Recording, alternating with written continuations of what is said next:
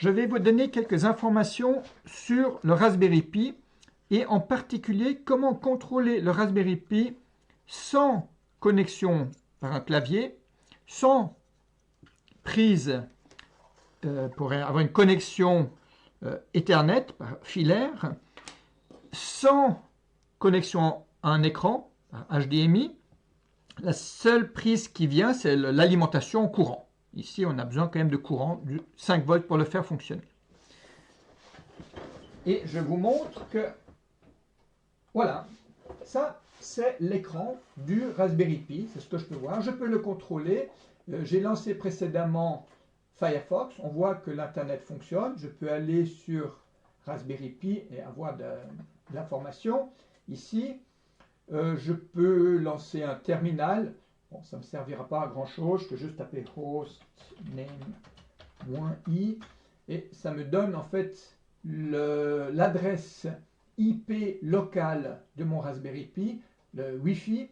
Ça, c'est une autre adresse IP locale du Raspberry Pi que j'ai créée artificiellement. Ça fera peut-être l'objet d'une autre vidéo. Je ferme ceci. Alors, avant de pouvoir contrôler le Raspberry Pi comme je suis en train de le faire actuellement, il faut l'avoir configuré. Alors, je vous montrerai deux manières ou même trois manières de le faire. Mais la manière la plus simple, c'est de connecter le Raspberry Pi à un écran avec un clavier au départ. Une fois, c'est bien de l'avoir fait. On va dans Préférences, ensuite Configuration du Raspberry Pi. Voilà. Et ici, bon, on peut changer la résolution, on peut changer. Je ne vais pas m'attarder sur ces paramètres-là. De même que localisation, à vous de régler typiquement le clavier. Si vous êtes en Suisse romande, il faut mettre français-suisse. La localisation, etc. Mais voilà, moi ce qui m'intéresse, c'est dans Interface. Et Interface, en fait, vous voyez, j'ai tout activé. Alors que par défaut, c'est tout désactivé. Moi, j'ai tout activé. Surtout, le SSH est important. C'est pour pouvoir prendre contrôle à distance. Le VNC, c'est ce que je suis en train d'utiliser actuellement. Je suis en train de prendre contrôle par VNC de mon Raspberry Pi actuellement. La caméra, si vous voulez pouvoir brancher une caméra à votre Raspberry Pi et ensuite à travers Internet pouvoir voir le contenu de la caméra, il faut l'activer. De même que le GPIO, ça vaut la peine de l'activer. Bon, moi finalement, j'ai tout activé. J'annule. Voilà, c'est tout pour ça. Donc je vais sortir d'ici. Maintenant, je vais dans un terminal. Donc là, en fait, je suis, ici c'est mon ordinateur, mais je contrôle le Raspberry Pi en mode texte. Donc plutôt que de modifier les paramètres en mode graphique, je pourrais taper ici sudo raspi-config. Et voilà, et là j'arrive finalement aussi dans un menu de configuration qui est en mode texte. Alors typiquement, ça serait Interfacing Options qui serait intéressant. Je peux aller là-dedans et voilà, typiquement caméra, SSH. On voit qu'il y a tout ici. Bon, on peut prendre le SSH qui est important et on voit que par défaut, il est bien enabled, il est bien connecté. On accepte. Donc, on peut, voilà, je dis OK, on peut changer le mot de passe, on peut avoir d'autres informations. Ce n'est pas ce qui m'intéresse pour l'instant. Donc, je termine. Une autre manière de faire, bon, ça serait déjà, enfin, pour moi, je trouve plus facile d'installer un logiciel qui s'appelle Midnight Commander. Alors, on pourrait l'installer en mode graphique, c'est plus facile. Et ensuite, quand on est en mode texte, je tape tout simplement MC. Et ça, c'est très pratique parce qu'on est quand même en mode texte, mais on a des informations ici utiles. Je peux maintenant sortir. Je tape F10 pour sortir. Ça serait mieux de taper sudo MC. De cette manière, je suis en mode super utilisateur. Sudo, c'est-à-dire super user do. De cette manière, je peux aller ici à la base, dans boot et dans le fichier config.txt qu'on voit ici. Si j'affiche le contenu, eh bien, on voit que là-dedans, j'ai configuré toutes mes options de configuration. Pour pourquoi je vous montre ça? Parce que ça, c'est dans une carte micro SD qui est le disque dur du Raspberry Pi. Et donc, on pourrait, depuis un autre ordinateur, modifier ce fichier config.txt, qui serait une troisième manière de modifier la configuration du Raspberry Pi. Je n'ai jamais fait, mais ça serait possible. Et si on voit un petit peu plus loin, voilà, bon là il y a Disable Overscan, ça c'est pas très important. Oui, alors là, ça c'est vraiment pas très parlant pour donner la résolution et quel est le type d'HDMI qu'on utilise, mais ça c'est vraiment pas trop parlant. Par contre, on va devoir voir certainement par ici, alors je vais un peu plus bas. Voilà, là ça nous dit qu'on démarre directement en mode graphique, qu'on a activé en fait l'UART, le GPIO, la mémoire, et quelque part plus haut par là, on devrait voir qu'on a activé également le SSH. SSH veut dire Secure Shell, donc S et SH, donc Secure Shell. Je ne le vois pas actuellement, peut-être que vous le voyez, mais quelque part ici, on doit avoir dit qu'on a activé le SSH, et de même qu'on a dû activer le VNC. Ensuite, on pourrait sauver. Bon, moi j'appuie F3 pour quitter ceci, et ensuite F10 pour quitter ici. Peut-être juste en passant ici, si je vais dans Édition, Préférences, ensuite c'est quoi? C'est dans Avancer. Voilà, moi j'ai coché désactiver le raccourci clavier menu F10, parce que s'il est activé avec MC par exemple, Midnight Commander, ça pose des problèmes. Voilà, une fois qu'on a fait ceci, je peux redémarrer le Raspberry Pi. Je vais le faire ici. Je mets sudo reboot. Voilà. Hop, donc là on quitte le Raspberry Pi. Maintenant je suis, on voit ici, sur l'ordinateur qui s'appelle WY, le nom d'utilisateur qui est BG, et en ce moment le Raspberry Pi il est en train de redémarrer. Donc en fait on peut avoir démarré le Raspberry Pi chez soi et ensuite on quitte, et on pourrait en principe à distance, si on a tout réglé correctement pour le faire à distance à travers l'internet public, mais ici je vais le faire à travers l'internet local. J'ai démarré mon Raspberry Pi et c'est tout, j'ai rien fait d'autre à part ce que je viens de montrer avant qu'on fait une fois pour toutes, c'est modifier les paramètres. Une fois qu'on a fait ça, ici on tape, voilà. Donc j'ai utilisé les flèches du clavier, je l'avais déjà tapé précédemment. On taperait cette commande-là. Alors comment est-ce qu'on sait ce qu'il faut taper? Ça, je vais peut-être vous montrer d'abord. Ici je tape d'abord ifconfig. Config, où est-ce que je suis? ifconfig. Voilà, et il me donne en fait de l'information. Ça c'est l'information de mon ordinateur. C'est celle-là qui est intéressante. 172.16.0, c'est l'adresse IP, Internet Protocol, de mon ordinateur. On peut taper également hostname-i. Ça me donne la même adresse. Si je tape juste hostname sans rien, ça me donne WY, qui est donc le nom de l'ordinateur. Si je tape who, ça me donne en fait ici le nom de l'utilisateur.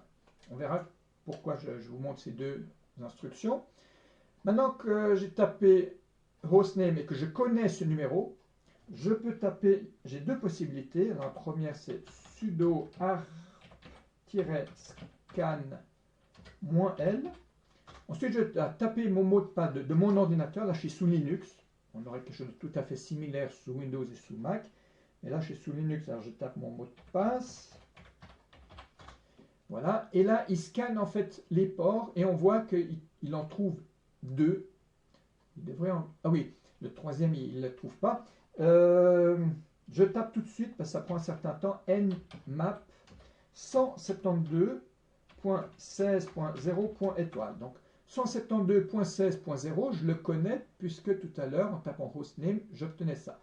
À la place du point 2, je mets une étoile, et ici je mets Enter, ça prend un certain temps, et il va me retrouver, en fait, les informations qui sont là. Il me trouve en fait 3 hosts, hôtes qui sont connectés à l'internet. Il y a celui-ci, 172.16.0, 0.1 qui est en fait mon modem routeur. Ensuite, ça, c'est celui de l'ordinateur Y. Et celui-ci, c'est celui du Raspberry Pi. Et donc, comme je connais cette information-là, je peux maintenant taper ceci. Donc là, j'ai utilisé les flèches du clavier pour pouvoir arriver ici. SSH Secure Shell 172.16.0.104. Ici, je sais que je dois mettre 104. Moins L Pi, parce que c'est le Raspberry Pi. Et normalement, ça, vous n'avez pas besoin de taper. C'est parce que moi, j'ai modifié le port par défaut. Le port par défaut, c'est 22 pour le SSH. Moi, je l'ai modifié. Si vous ne l'avez pas modifié, il ne faut rien mettre du tout ici. Je tape Enter. Ici, il me demande le mot de passe du Raspberry Pi. Par défaut, c'est Raspberry. Moi, je l'ai modifié. Et voilà. Et là, je suis connecté au Raspberry Pi. On voit ici Pi. Maintenant, si je tape hostname, eh bien, avant, il me disait que le hostname, c'était WY. Ici, c'est Pi. C'est ce Pi-là, en réalité. Et si je tape Who, il me donne Pi également, puisque le nom d'utilisateur s'appelle Pi et le nom de l'ordinateur s'appelle Pi, par ici. Voilà. Ça, c'est déjà une première chose. Je peux déjà contrôler mon Raspberry Pi en mode texte à distance. C'est ce que je fais ici.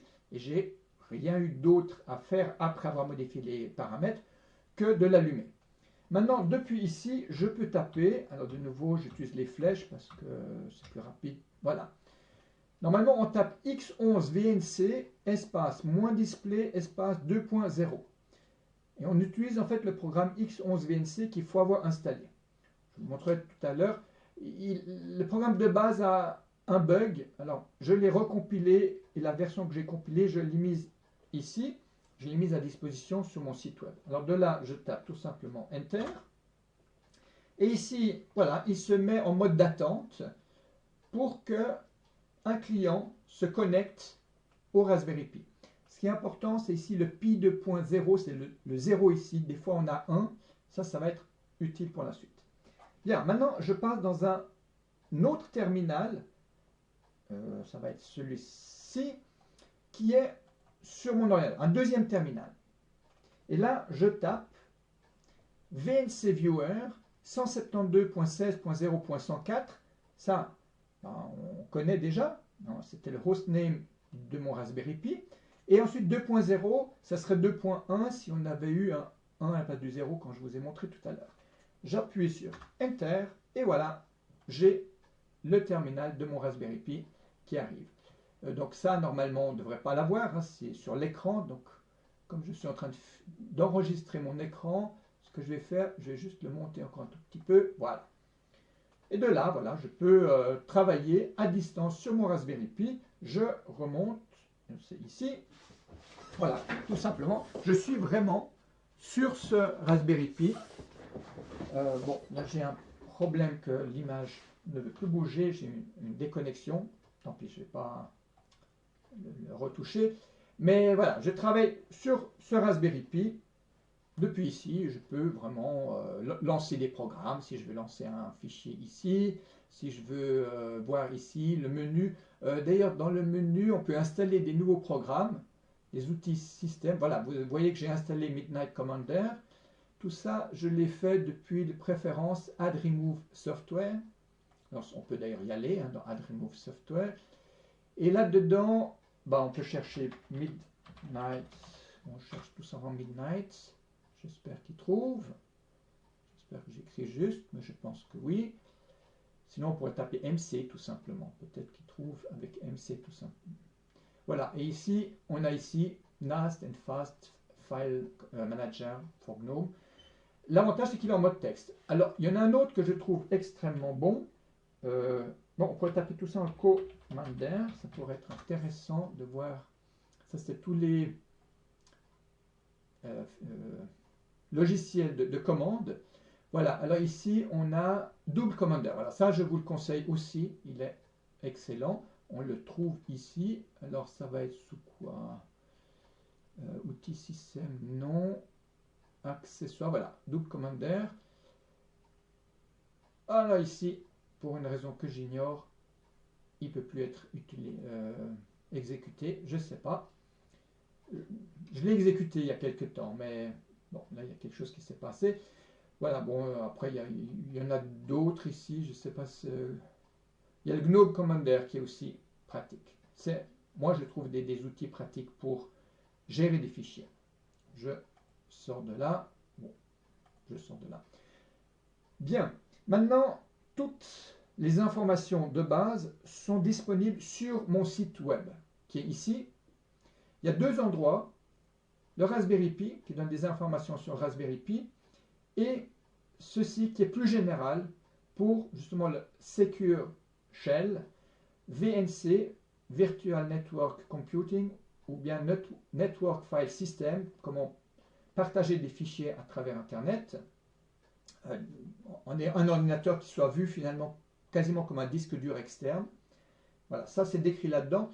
C'est assez long, je ferai peut-être une vidéo là-dessus. Pour Raspberry Pi, ici, voilà, ici, contrôler un Raspberry Pi sans écran, ni clavier, ni souris. C'est ce que je suis en train de faire. En fait, quand je dis sans écran, ben, j'ai bien un écran qui est en face de moi, mais c'est un écran d'un autre ordinateur. C'est un clavier d'un autre ordinateur et c'est une souris d'un autre ordinateur. Je clique dessus et il y a deux parties intéressantes. À travers un réseau local ou public, c'est un peu plus compliqué à faire, mais c'est possible, ou bien directement à travers un câble RJ45. Donc on pourrait, si on n'a pas de réseau du tout, on peut utiliser simplement un câble. Je donne ici, en fait, 7 manières de contrôler un Raspberry Pi. La manière la plus simple, c'est d'avoir un écran, un clavier et une souris. Bien, je vais m'arrêter sur cette vidéo qui est déjà assez longue et je montrerai comment faire pour contrôler un Raspberry Pi à travers un réseau local. Merci, au revoir.